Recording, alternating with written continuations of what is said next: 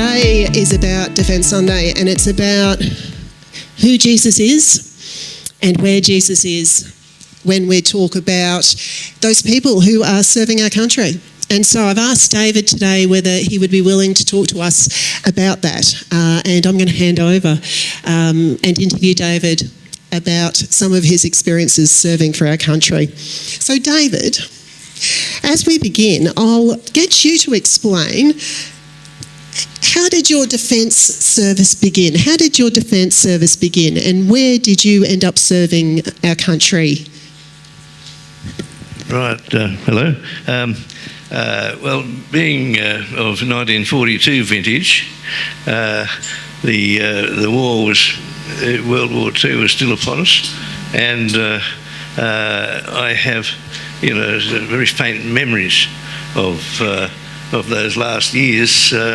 I can remember food rationing that continued. It's 1950, would you believe, when food rationing ended in Australia. I can remember going down to the corner shop and getting the ration of butter and tea and so on. I was living in Gympie as a young lad, and I was greatly impressed by the turnout at Anzac Day in those years. The whole town was thronged with soldiers and medals flashing and so on, and drums are beating. It was very impressive, and it must have seeped into my psyche, I think. I always seemed to have a military streak in me. And when I was in my 15th year, I noticed an advertisement in a newspaper.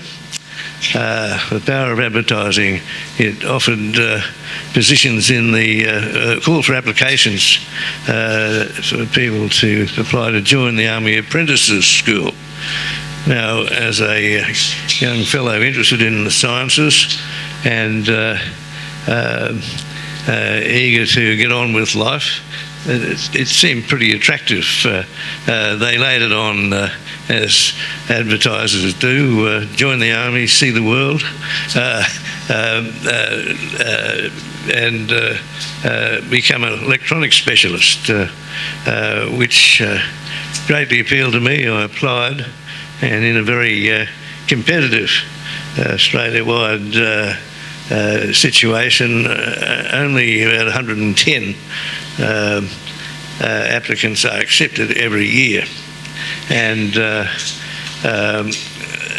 I was successful, and just before I turned 16, I was shipped off to Melbourne, lovely place in the rough scrub at the back of Mount Martha Beach on Port Phillip Bay. Sounds idyllic, but it was not. We occupied, or the apprenticeship school was established in a ex-US Army Marine base. So it was all corrugated tin buildings, wooden floors, no linings, and it was Melbourne. The weather was interesting. So there I was. The advertisement said it was a stone's throw from the beach. It was about 6 kilometres, and the first day they bussed us down for a swim. The last time we ever went by bus, but we were hooked, and from there on we ran the 6 kilometres down, which was an obstacle course with trees over the track, and but it was no trouble. We could do it time and time again.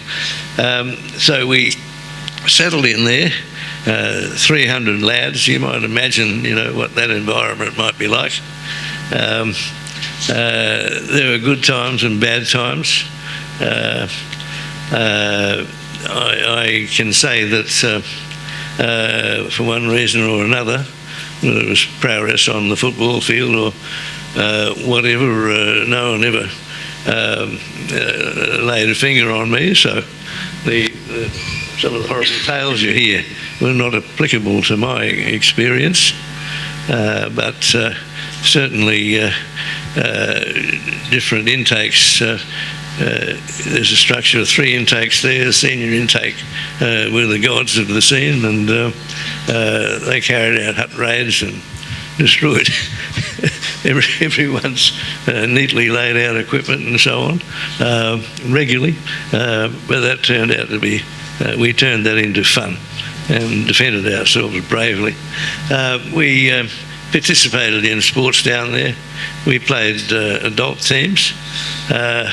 And we would not be beaten. The Army was very good in turning young lads into soldiers, and they inculcate a certain spirit very quickly. The first months were basic training, perfectly timed for a 40-degree plus Melbourne heat wave and a bushfly plague.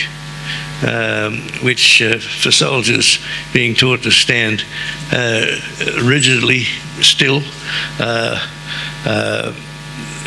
you can imagine what a bushfly plague might be like. They seek out every bit of moisture, the corners of the eyes, the nose, the mouth, and the only relief was when the sergeants giving orders swallowed them and went into fits of coughing. But we passed through the apprentice school after 3 years, all qualified with the military qualifications and Melbourne Technical College qualifications. And then we spread out across the country. We went into many different units. Apprentice school trained fitters and turners, motor mechanics, carpenters, bricklayers, plumbers, the whole lot, electricians and radio mechanics, as they called us in the Army. There was a school of music there, and it was a happy little band of something in excess of 300 young men. My group, the electrical people, divided into electricians. Some of us went to signals, some of us went to RAME, which was my corps, Royal Australian Electrical and Mechanical Engineers, and I was, as we all were, first posted to a base workshop. I came to one base workshop in Bulimba, Queensland being my home state. And so the apprentices spread across the country to their home states. And last night I was trying to work out how long I was at the base workshop in Brisbane. I would have said it was 2 years, but looking at the timings of comings and goings, I just can't remember just how long it was. But apprentices sign up for 9 years at that tender age, and so we commit almost all of our youth to the services. And after graduating, going to base workshops, we are then distributed far and wide. There are RAME detachments in artillery regiments, engineering units. They're attached everywhere. So we don't stay in a cohesive unit. But the spirit of the apprenticeship school became very pervasive in the Army. And so, there's a lot in there, isn't there? So you became soldiers, and it seeped into your very bones, and how you responded, and that training was done so that you would be ready. Yes. And the other thing that struck me in there is that you formed in this unique experience with a group of people and then were scattered and separated from one another as well. And so there's this constant movement, and just how young you were Yes. signing up. Constant movement. 3 years in the apprenticeship school. Well, 3 years in the apprenticeship school, and that led to 6 more years to serve. I was posted to a base workshop in Sydney. I was then posted to an infantry field force workshop unit, which was on a 14-day notice to leave at any time. It was a really tough unit. I was a bit embarrassed when I was posted there, actually. Had a very, very bad reputation, but I survived that. There was no problem, and actually had a good time there because there's plenty of action going on, which is what we hunger for and never seem to get enough of in a peacetime army. It was a bit frustrating. In the 6 years that followed the apprenticeship school, I had 7 postings and 4 deployments to Ramey Training Centre in Bandiana on equipment courses. So we just kept training. And we know how important community is for us, don't we? And what we're asking of our defence services is movement, and have families in that movement too. It wasn't just a peacetime army you served, David. Where did you end up serving? The field force unit particularly was very full on. Yeah. Yes, and I was pleased to go there. Yeah. But, and you ended up overseas? Yes. I after the field force unit, I got a plum job. Actually, I was posted to the equipment inspection section, which was based in Victoria Barracks in Sydney, and I was based in Randwick, just up from Cronulla Beach. Everything was wonderful, but my commanding officer realised that I was a bit wasted there, and knowing that I was a skin diver, having started the skin diving scuba club in the apprenticeship school, he was good enough to send me to Port Moresby, to the workshops in Port Moresby, which was a paradise for me.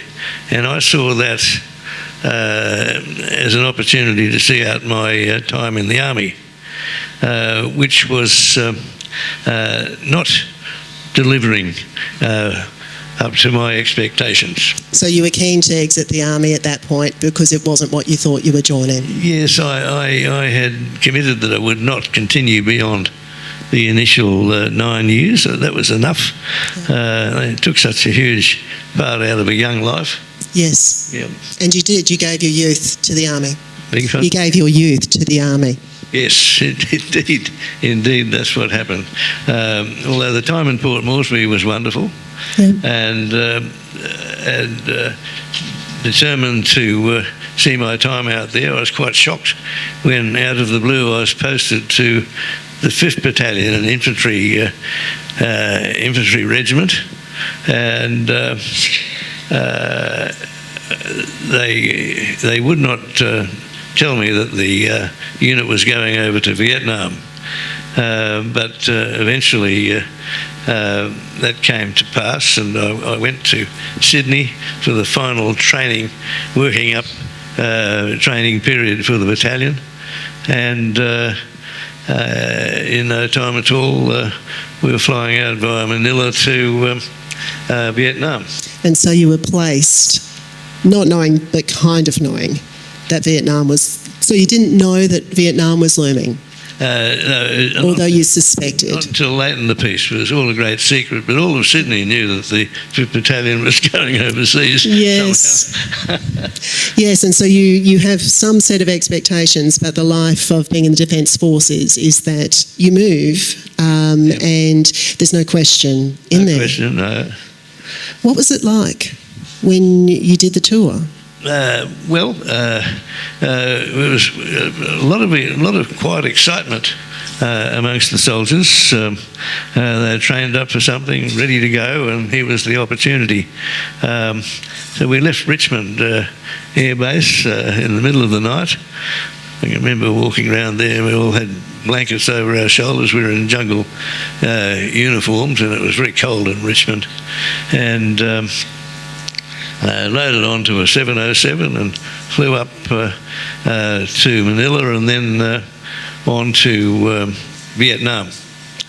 As we approached Vietnam, it was announced that we were approaching the coast, and then there's a bit of an excited murmur through the plane, and then the boys could look out the windows and see nothing but mangrove swamps down below, and then surprisingly we had weapons on the plane, which is a bit unusual, but a lot of sergeants came down the alleyways and they handed out ammunition to us, loaded magazines, and I thought this was quite extraordinary.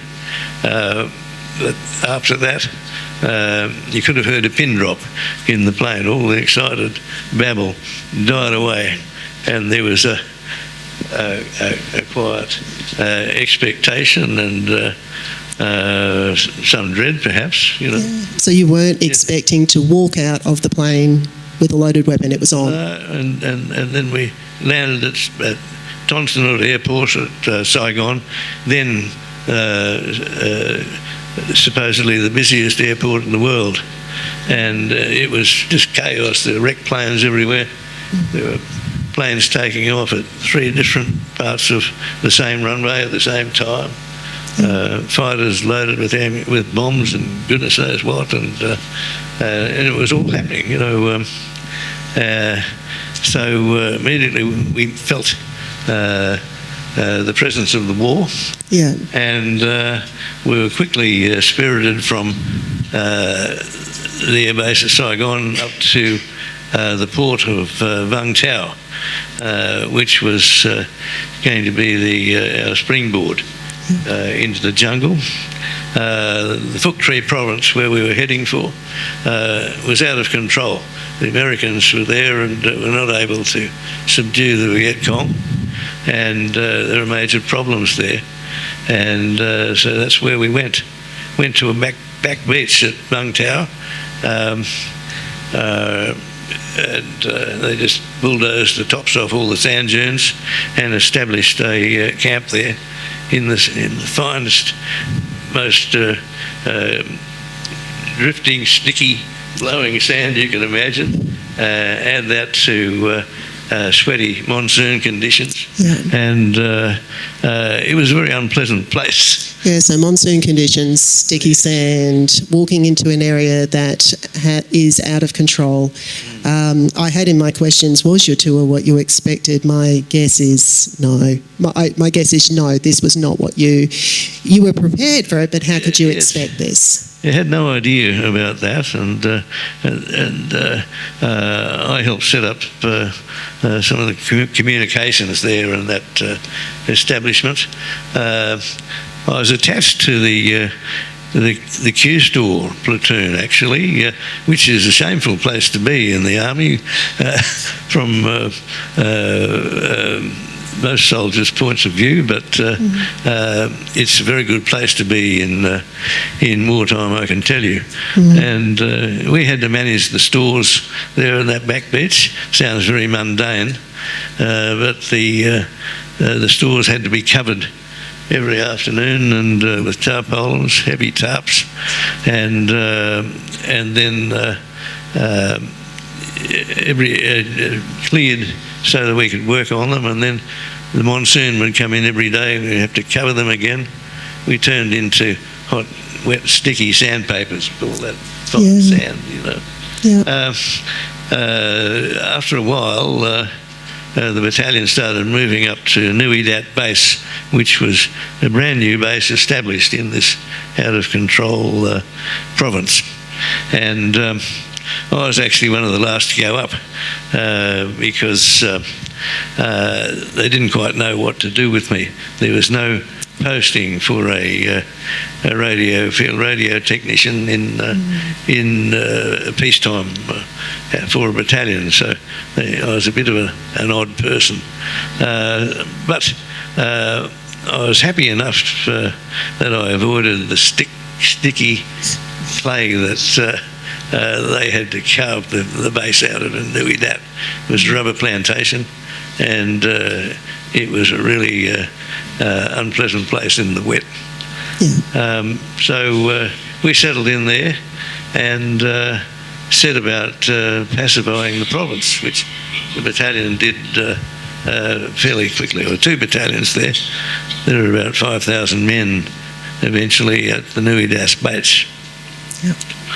And we had artillery to protect us, and there were choppers everywhere. My pulse raises every time I hear the old Huey choppers, in particular, beat of their rotors.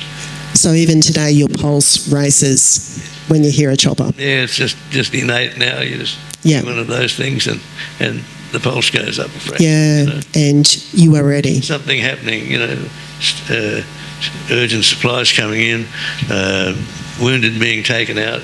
Yeah. There's always something. And so you were there in the midst of the supplies coming in and out, the wounded being moved in and out. Yes.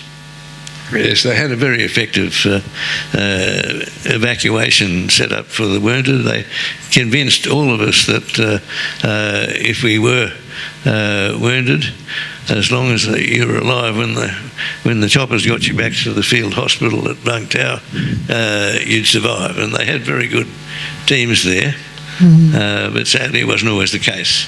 Yeah, so there was a message that actually you would survive if you got there, but knowing the injuries that happened, that was a big promise to make to people on the ground.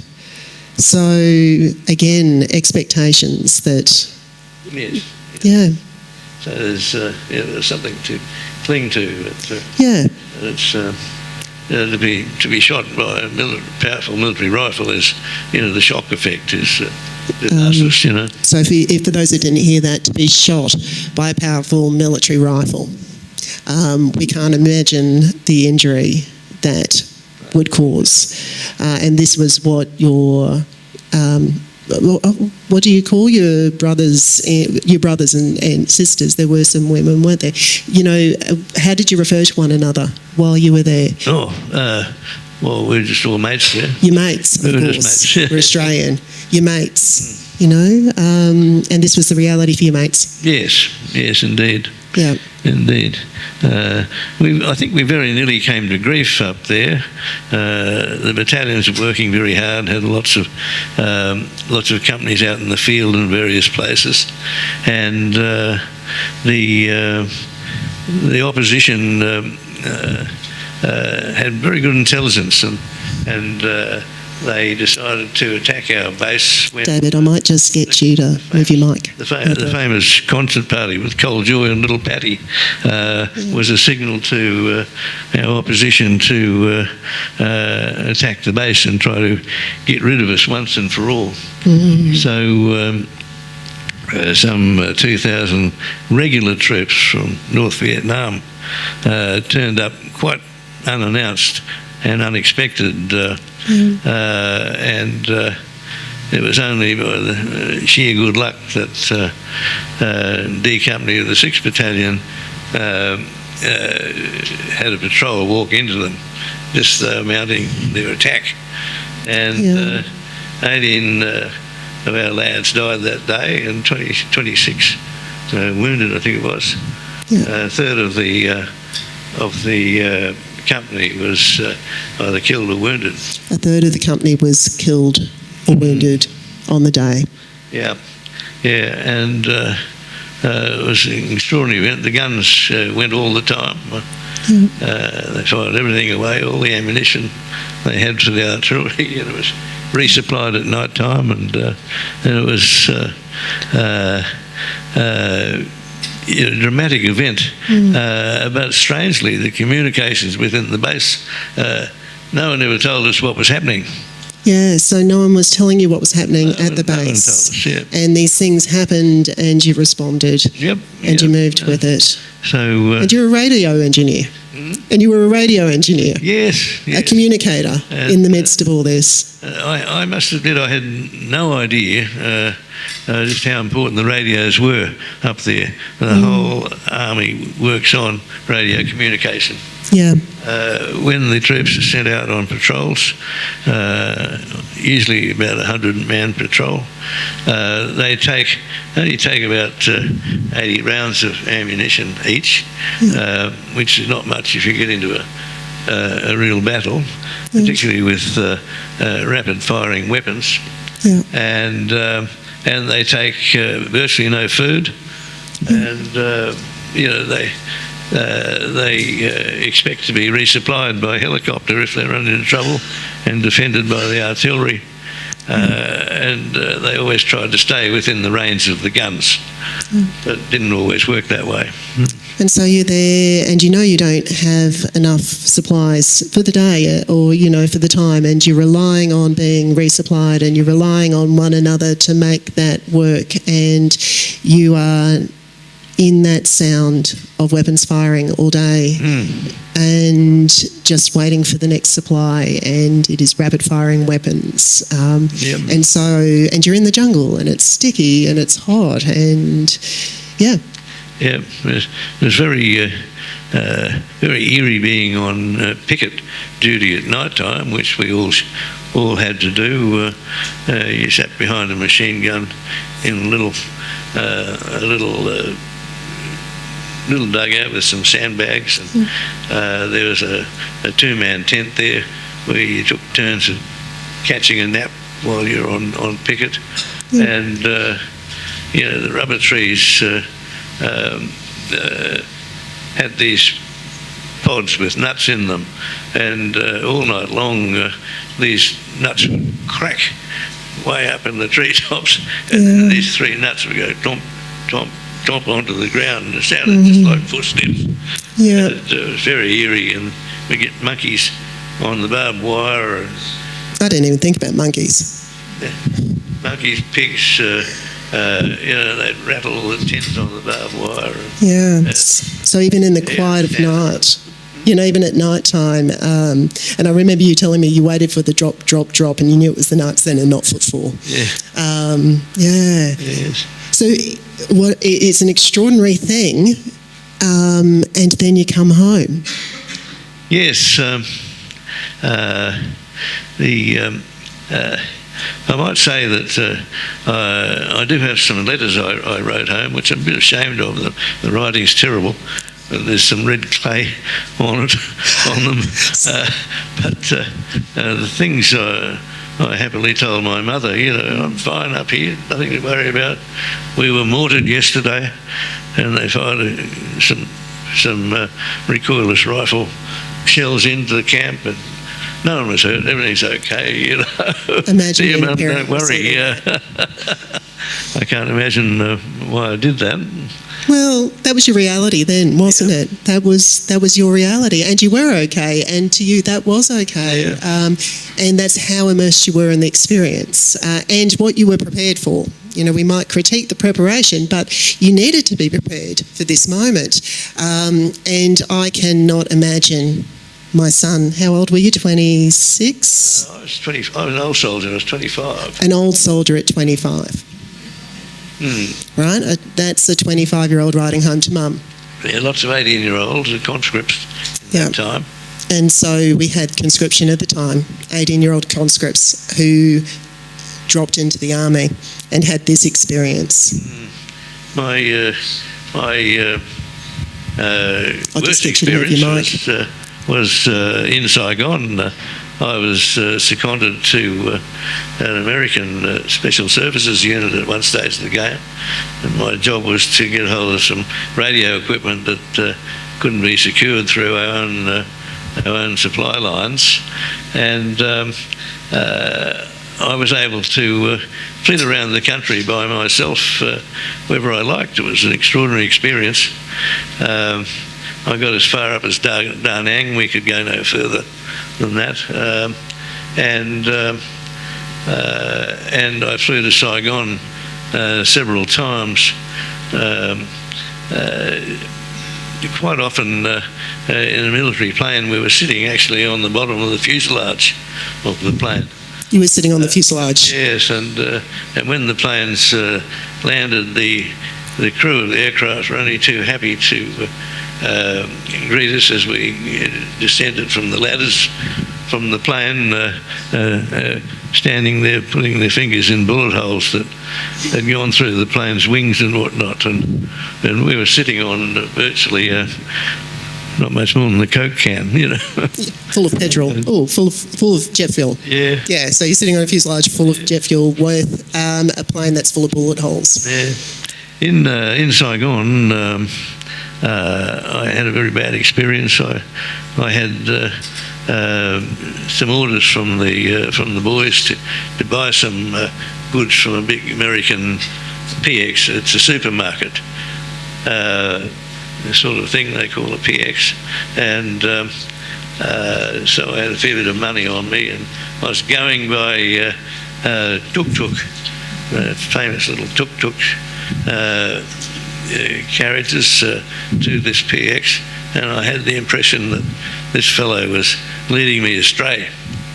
So I made him stop, and in a big boulevard, actually a big empty boulevard, and we had a discussion, and it got a bit heated, and then I realised that some hundreds of people had gathered in the boulevard, and they started throwing things at me. Yeah. Bottles, rocks, spitting, and I always carried what I called Mrs. Browning with me, a 9mm pistol. Yeah. And but I only had a few rounds in it. Yeah. Because the magazine springs would fail if you kept them loaded all the time. And there I was confronting, several hundred angry people. Yeah, and civilians also. With a pistol, which was only a few rounds in it, and I just turned on my heel and walked away, seemingly very calmly, but I was not calm, I can tell you. No. And it was a very long walk, and it just so happened that the fellow had taken me almost to my destination, and I could see sandbag barrier up ahead, and next thing there were, some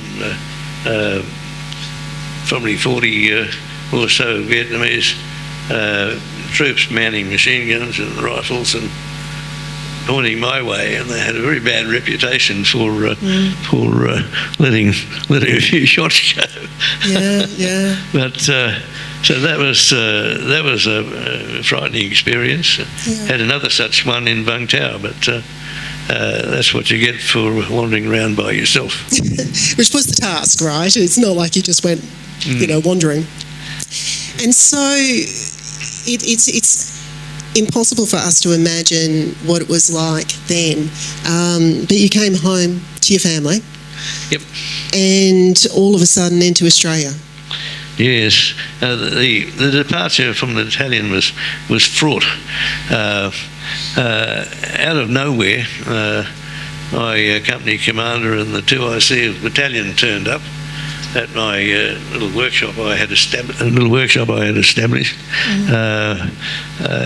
the rubber there, and Ramey has a little, what they call a light aid detachment. We work in the same area, and I was set up there and busily working. I had quite a lot to do, and they turned up one day and they said, "You've got to sign up again." I said, "Why's that?" I don't think that's a good idea. They said, "Your time's expired, so you've got to sign up again." I said, "Oh, that's ridiculous." you knew, I told the Army when they posted me to Vietnam I had less than a year to serve, and that I was determined to call it a day. Yeah. But they said, well, you can't leave, you're the only one we've got. As far as I know, I was the only one who knew anything about electricity, let alone radio, in the base. And there was a very tough discussion there. And I said to them, well, you just have to sort it out. I don't want to go until the battalion goes home. I want to stay. They said, you can't, you have to sign up again. Another 3 years. And I said, there must be a way to sort this out. It's just completely silly. There wasn't. And so I left by myself. Yeah. In Vung Tau, I was put in charge of a plane load of sick and injured soldiers who were heading home. Yeah. We left Vung Tau with them to Saigon. To Saigon. When we got there, most of them seemed to come to life again. And they gave me a terrible time running all over the city. Yeah. And it was even worse in Manila. We got to Manila, and the military police met us there. They took every possession off us, and they piled it all in a heap in the middle of the airport. Yeah. So they took all your possessions, the military police, and put it in a heap. Yeah. And the airport was functioning. There's people everywhere. And there's people everywhere. And there's heap of our possessions. And you've got a whole plane load of injured and sick soldiers returning home. Yeah, who were quickly recovering. Which you can understand, can't you, out of the trauma of where they've been from. Yeah. And we had to stay the night there. And I can say that was a wild night. I spent the whole night chasing these fellows around, trying to keep them under control. And you were separated from your battalion. And you were separated from your battalion. Yep. So once again on your own. Me in charge of this lot. Got to Brisbane, and that was it for me. I went to Enoggera Personnel Depot, and I was discharged. And so you discharged, and that was it? That was it. That was it. Home, good luck, off you go. And who was here for you? Who was here for you, David? There's no one there. No one was here for you? No, not a soul. And I just made my way to Enoggera. They gave me a rudimentary health check and a dental check. The dentist said my teeth were fine. A year later, when I went to a dentist, they were in shocking condition. Yeah, yeah. And that was it. Yeah. And that was the care you received after your service. Yep. And your family had moved, and so here you are in Brisbane on your own. And this for us is the thing that I want to take from today. We are the church, right? We are Christ's body here, and we are very close to Enoggera. What is it that would have helped? What could we be doing? Because, people aren't going to rock up for on a Sunday worship if they're not Sunday church tenders. What could the church be, do you think, David? It's very difficult to put your finger on something in particular, but I think awareness of the soldiers' plight is the important thing, and particularly the families. Yes. When you look at my posting history, that affects families too. Yep. It's no different for single men or married men. So we need to be aware that we can't understand what people experience in war. We need to be aware that even leading up to it, people are moved from pillar to post and don't have firm community around them. And when they exit the military, they lose the connections that they actually have and the order Yep. and the structure of their lives. And so we as a church have work to do, and we need to be ready, and we have military families here. David, thank you. It's so important for us. Can I get a round of applause for David?